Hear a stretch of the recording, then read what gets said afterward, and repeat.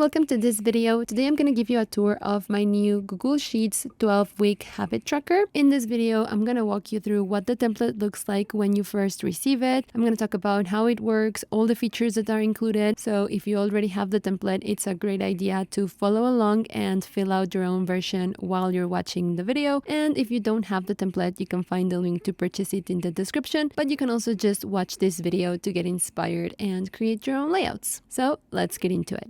This is what the template looks like when you first receive it. It's completely blank. And the first thing you have to do is you have to set the date in which you're going to start tracking. And then you have to decide the number of weeks that you're going to track. So to set the date, you're going to double click on cell C4, and then you're going to pick a date from the calendar that appears. And that can be absolutely any date. The template will work with any day, any year. So once you set your date, nothing's going to happen yet. The next thing you have to do is you have to set the number of weeks that you're going to track. So that can be anything from 1 week to a maximum of 13 weeks. And then after 13 weeks, you have to start over on a new tab. And I will show you how to do that at the end of the video. So for the example, I'm just going to pick 8 weeks. And you're going to notice that as soon as I make that selection, dates on every single one of these tables will be filled automatically up to the number of weeks that I selected. So if I were to select 9 weeks instead, then 9 weeks would get filled out with dates. So your dates are already filled out, and the next step is to decide what you're going to be using these two tables for. So the habit tracker is divided in two tables that work exactly the same way, but that will get tracked separately. So this will allow you to divide your habits into two different categories. I have an example over here. In this example, I decided to use the table at the top for my non-negotiable habits and then the table at the bottom for my nice-to-have habits. But you could also do daily habits in the first table and non-daily habits in the second table, or morning habits and evening habits, or personal and work. So these two tables, they work exactly the same way, but they get tracked separately. So once you decide what you're going to be using each of these two tables for, what you need to do is you need to give each table a title, and you're going to do that on these yellow cells. They are highlighted because they are missing a title. So for the example, I'm just going to do non-negotiable habits at the top and then nice to have at the bottom. So I'm going to set the title over here in this yellow cell. I'm just going to select it. I'm going to type in my title.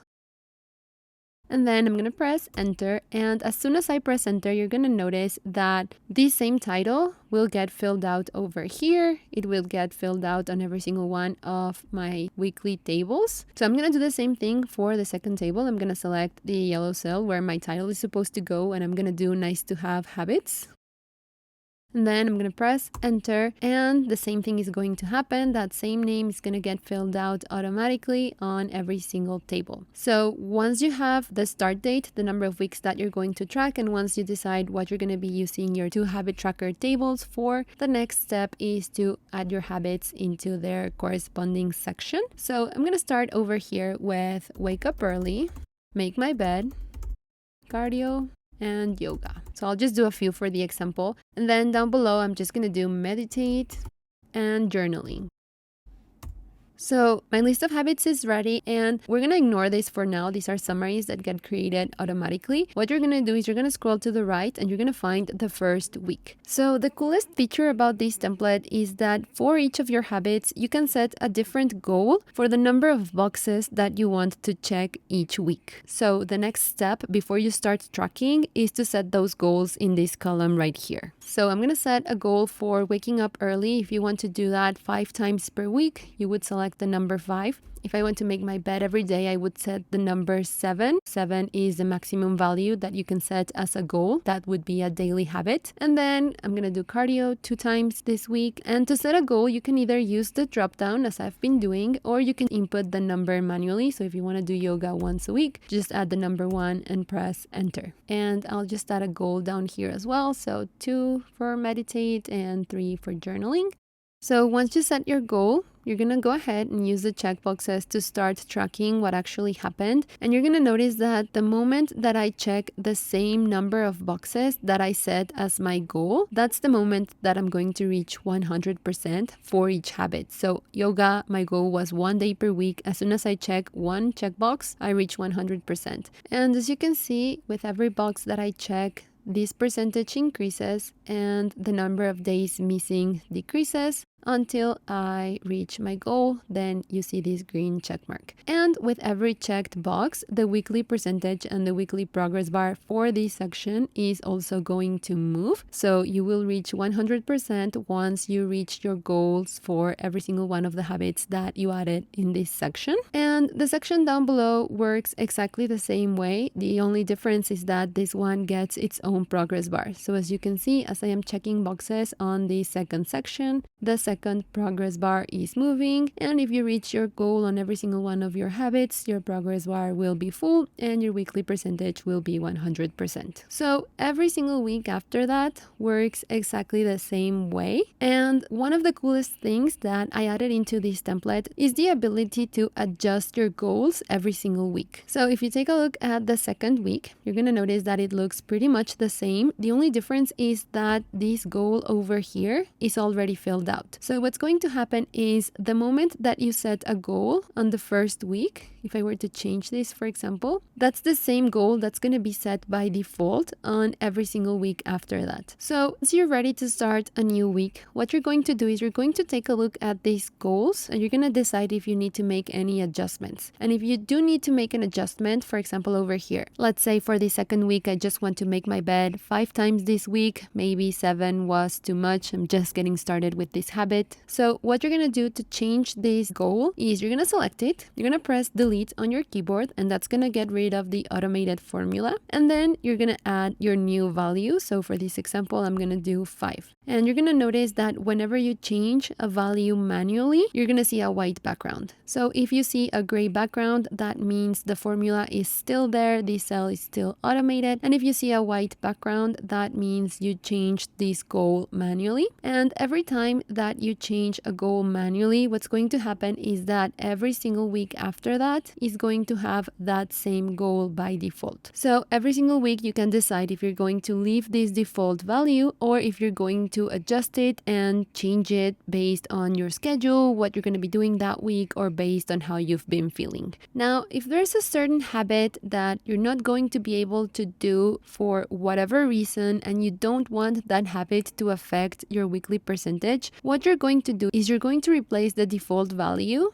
You're going to delete it and you're going to replace it with the number 0. You're going to press enter and you're going to see that whenever you set 0 as your goal, an X is going to appear in the number of days missing. That means that this habit for this week, it's not being taken into consideration. So it doesn't matter what you do, nothing's going to happen. You won't see a percentage here. It won't affect your weekly percentage. So if for whatever reason you want to sort of cancel a habit for a specific week, you can do that by setting the number 0. So if I check all the boxes that I was supposed to check for the rest of my habits, I'm still going to reach 100% because from the beginning, I decided that I wasn't going to do this habit this week. And adding a 0 or leaving it empty, it's going to be the exact same thing, but I suggest that you do add the number 0 because what's going to happen if you leave it empty is that if a week has already started and any of those goals are empty, those cells are going to get highlighted in this yellow color to bring your attention to that and to remind you that you're supposed to set a goal. So adding the number 0 would get rid of that highlight.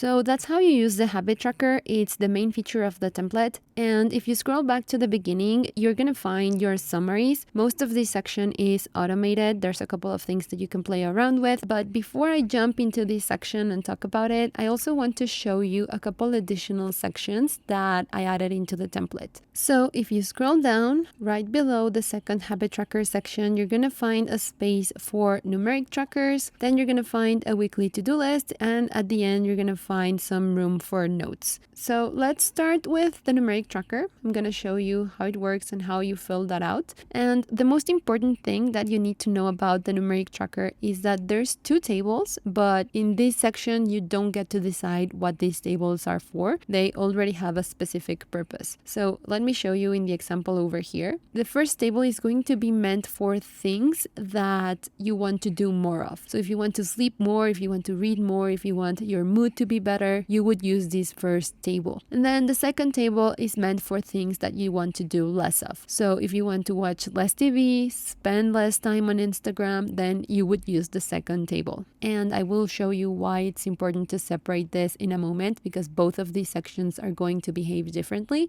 So let me jump back into the example that I was filling out and let me show you how this section works. So I'm going to start on the first table, and in here I want to read more. So the thing that I'm going to be tracking is pages read.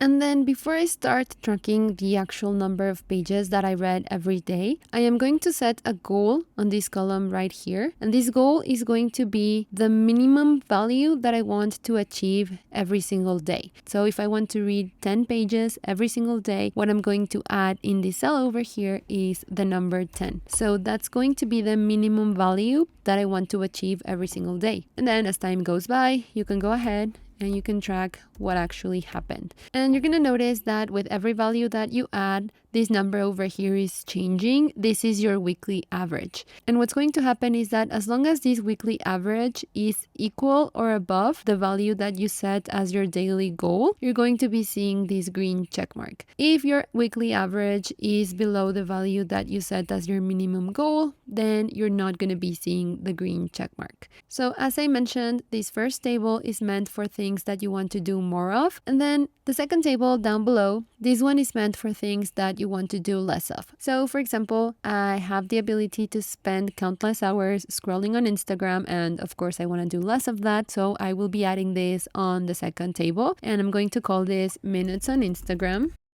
And then I'm going to press enter, and as my goal, I am going to set a maximum value. So in this first table, you're treating your goal as a minimum daily value. On the second table, you're going to set a maximum value as your daily goal. So I want to spend a maximum of 30 minutes every day on Instagram. And then I'm going to track what actually happened. So again, you start adding values, and in the second table, this green check mark is going to appear whenever your weekly average is below the value that you set as your maximum daily goal. And then every single week after that works exactly the same way. And similar to what happens in the habit tracker, you're also going to be seeing the value that you set on the first week as your default goal. So again, you can choose to leave this value as it is, or you can adjust your goals. So let's say the second week I want to read 20 pages per day. So I'm going to select this value that I'm seeing here by default. I am going to press delete on my keyboard to get rid of the formula, and then I am going to set my new goal. And similar to what happens in the habit tracker, whatever value I set as my new goal is going to be the new default value that's going to be shown on every single week after that. And then you can go ahead and start tracking normally. The same thing goes for the second table. You can choose to leave that default value, or you can select it, press delete, and replace it with a new goal. So every single week in the Numeric Tracker works exactly the same way. And something super important that I want you to remember is that only cells that have an actual number in there are going to be considered in the average. So let me delete this and let me show you an example. I'm going to leave the goal over here. And then let's say I read 5 pages this day, 5, and then 5. So obviously with 3 5s, my average is going to be 5. If I delete one of these values, my average is still going to be 5 because only these 2 values are being taken into consideration. If you want this third cell to be taken into consideration, what you have to do is you have to add a 0. And then when I press enter, you're going to see that my average went down because I have a day with a 5, I have a day with a 5, and then I have a day with a 0, and then none of this is being taken into consideration because it's empty. So whenever you were supposed to do something and you didn't do it, then you need to add a 0, so that can be considered in your average. And then if you don't want a cell to be considered, then you will leave that cell empty. So how you use these 2 tables is entirely up to you. You can ignore them if you want. They won't affect the habit tracker in any way. They won't affect these percentages in any way. They are not connected to anything else. They are just a place where you can store these values in case you find it useful to save them and refer back to them later. And if you scroll back to the beginning, you're going to find a space for summaries. You can ignore it for now. I will talk about all of the summaries in a moment. First, I want want to show you these last two sections. So below the numeric trackers, below each week, at the end, you're going to find a weekly to-do list and some room for notes. So these are pretty basic. The weekly to-do list is just meant for random tasks that are going to come up every single week. So if you want a place to store that, you can add that here. And then you can use the checkboxes to track your progress. And finally, down below, I added a space for notes. You can use this for whatever you want. You can ignore it. But my suggestion is that you use this space to reflect on what happened this week, what you feel you did right, what you feel you could have improved, what you're going to do better next week. So anything that you feel is worth documenting, you can add that in the notes section. So those are all the sections that are included. Those are all the things that you're supposed to fill out. And now I just want to walk you through the summaries that get created automatically. So you're going to find them right before week 1. And I haven't done much to this tab, so I'm just going to show you how it would look like once you've already worked on it a bit more. This is what the summaries are going to look like. And the most important thing that you should remember about this section is that you should only edit cells that have a white background. Everything else is going to happen automatically. So I'll talk about these white background cells in a moment. First, I want to show you the automations. So in this table up here, what you're going to be seeing is the weekly percentage that you achieved on every single one of these weeks. So these two values over here, those are going to get repeated for every single week. And then you're going to see an average for every week that has passed. And you're going to see an average between both sections. So all of this is being shown automatically. And the current week is going to get highlighted in a different color.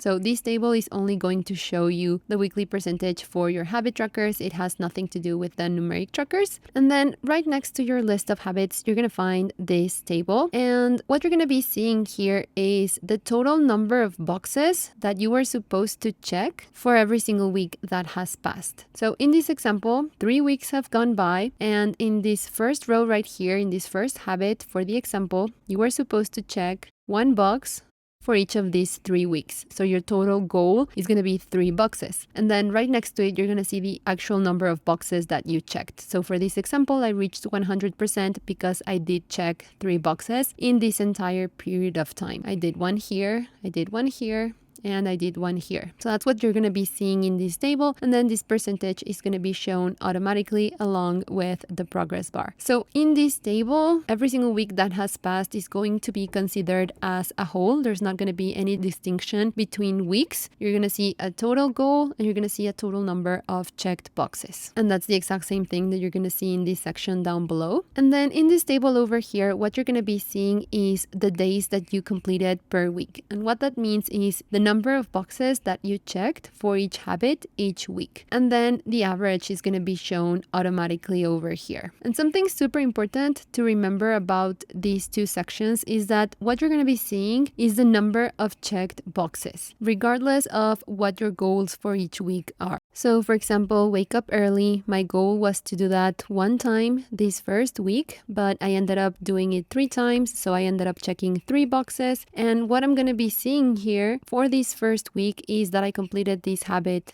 3 times. So whatever you set as a goal in here, it doesn't matter in this table. What matters is the actual number of boxes that you checked. And as you can see in this example, even though I checked additional boxes, my percentage remains at 100%. So by default, your percentages are never going to go over 100%. Once you reach your goal, you reach 100%, and it will stay like that even if you check additional boxes. If you want to change this behavior and you want your percentages to go over 100% when you check additional boxes, you can activate that feature using this checkbox right here. So if I check that box, you're going to notice that your percentages go over 100% whenever you check additional boxes, and that's obviously also going to affect your weekly average. So I don't suggest that you activate this feature, but if you want it, it's there. It really does no harm. You can turn it on and off as often as you like. And all of these summaries are taking into consideration every week that has already started, and that includes the current week. So obviously the current week is going to be bringing your average down because it hasn't ended yet. So if you want to hide the current week from your summaries, all you have to do is check this box. And when you do that, all of these summaries will only take into consideration weeks that have already ended. And again, you can check it and uncheck it as often as you like. And then this cell right here is going to be initially empty. And what this does is it allows you to set a minimum percentage percentage at which your progress bars will become green. So if you leave it empty, they're always going to be green, but if you add a specific percentage, for example 80, and press enter, what you're going to be seeing is that only percentages that are equal or over 80% are being shown in green, and then everything else is going to be shown in gray, and that's also going to affect this section right here. So if you leave it empty, they're always going to be green. And then I'll come back to this section in a moment. First, I want to show you the summaries for the numeric tracker. They're very simple. All you're going to be seeing in this table is the average that you achieved every single week. So these same values that you're seeing here, those are what you're going to be seeing in this table, and then you're going to be seeing an overall average for every week that has passed. And if you choose this option to hide the current week, you're also going to be hiding it from the numeric trackers, and again, that week won't be considered in the average.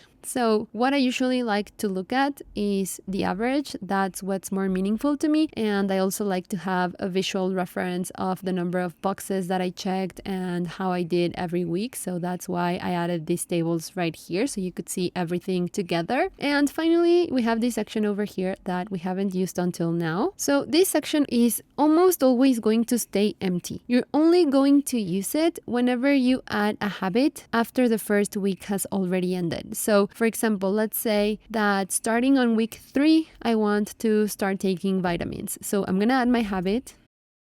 And then since I'm not going to be doing this from week 1, I'm going to be doing it from week 3. I'm just going to set the number 3 as my start week. And then I'm going to scroll to the right. I'm going to find the first week. And since I'm not going to be tracking this habit on this first week, I'm just going to set the number 0 to get rid of the yellow highlight. And then I'm going to skip every single week after that. And I'm going to jump into the actual week in which I'm going to start tracking. And this is where I'm going to set my actual goal. So if I want to do that 4 times per week, for example, this is where I'm going to set my actual goal. And then every single week after that is going to have this same goal. So I can start tracking, and then everything is going to work normally. And the reason why I added this section is mostly because of this table and because of this average. I only want the weeks in which I was actually tracking this habit to be considered in my average. So if I were to delete this start week, you would see the average goes down because these 2 zeros would be taken into consideration. And that's not fair to the average because I wasn't even tracking that habit on those weeks. So I added this feature for this specific scenario, and leaving it empty and adding the number 1 is exactly the same thing. So you can just leave it empty and use it only for those habits in which you started tracking after the first week ended. And then the same thing goes for the numeric tracker. I also included the start week feature in this section. So that's it. That's everything that's included. And once you're done with this set of weeks and once you're ready to start over on a new week, what you're going to do is you're going to create a new copy of the blank original. So you might have noticed we have this tab right here that we haven't used until now. This has a little lock in it. So whenever you try to edit it, you're going to get a warning because you're not supposed to do anything in this tab. This tab is just there to help you create new copies of the habit tracker. So to do that, all you have to do is right click on the tab name and select the option duplicate. And you're going to see that a new tab gets created right next to it. This one doesn't have a lock in it. So all you have to do is double click and then give it a new name, Q2 for example, if you're tracking the second quarter. And then you start over by following the exact same process. And super important, once you set the start date and you start working on your template, you should never change the start date again. Because if you do, all you're going to be doing is shifting the dates around, but you're not actually going to be moving your checkboxes around. Those will remain exactly where they are. So once you set the start date and you start checking boxes, you should not change this date again. So that's it for this video. I hope you liked it. I hope you found it useful. I added so many features into this thing. I was so excited about it, but really all you have to do is add your habits, set goals, and then track what actually happened, and pretty much everything else is automated. So if you already have the template, I really hope you enjoy it, and if you don't have the template, you can find the link to purchase it in the description. So that's it for this video, and thank you so much for watching.